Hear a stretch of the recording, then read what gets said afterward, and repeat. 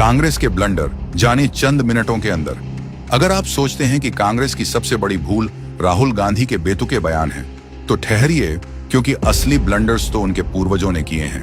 अब इस पे कुछ चमचे ये भी कहेंगे, आज भी नेहरू की गलतियां गिनवा रहे हों, तो इन अक्ल के दुश्मनों को कौन समझाए कि जब इमारत गिरती है तो उसकी नींव डालने वाले से सवाल पूछा जाता है, ना कि उससे जो 70 साल बाद उस इमारत में रहने आया है। खैर, आज संसद में खड़े होकर देश के एक युवा नेता ने वो कहा जो आजाद भारत की पीढ़ियां सुनना चाहेंगी, कि कैसे कांग्रेस पार्टी ने भारत की जमीन, आत्मा और सैनिक सम्मान सब कुछ नीलाम कर दिया। 1948 में कश्मीर मुद्दे को यूएनएससी में ले जाना हो, 1954 में चीन के आगे तिब्बत में सिर झुका देना, हर मोड़ पर कांग्रेस ने भारत की रीढ़ झुकाई। 1958 में कांग्रेस ने बिना संसद को भरोसे में लिए नून नेहरू समझौते के तहत पश्चिमी सीमा पर कुछ गांव पाकिस्तान को सौंपने का मन बना लिया था। ये वो जमीनें थीं जिन पर सिख परंपरा, पंथ और संस्कृति की गहरी छाप थी, और उसी पंजाब की जमीन को नेहरू पाकिस्तान के हवाले करने जा रहे थे। 1960 में सिंधु नदी समझौते के नाम पर भारत की जल शक्ति, कांग्रेस ने यह सब पाक को सौंप दिया और ऊपर से $174 मिलियन का इनाम भी दे दिया। भाजपा सांसद अनुराग ठाकुर का दावा है कि 65 में पाक से जंग जीतकर भी रण ऑफ कच्छ के 828 स्वतंत्र क्षेत्रों को कांग्रेस पाकिस्तान को दे चुकी है। ताशकंद समझौते में जीती हुई जमीन लौटा दी।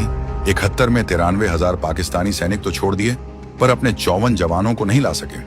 सेना से सबूत मांगने वाली इस पार्टी ने 1974 में नंबी नारायण जैसे देशभक्त वैज्ञानिक को बिना किसी सबूत के झूठे केस में फंसाया था और माफी तक नहीं मांगी।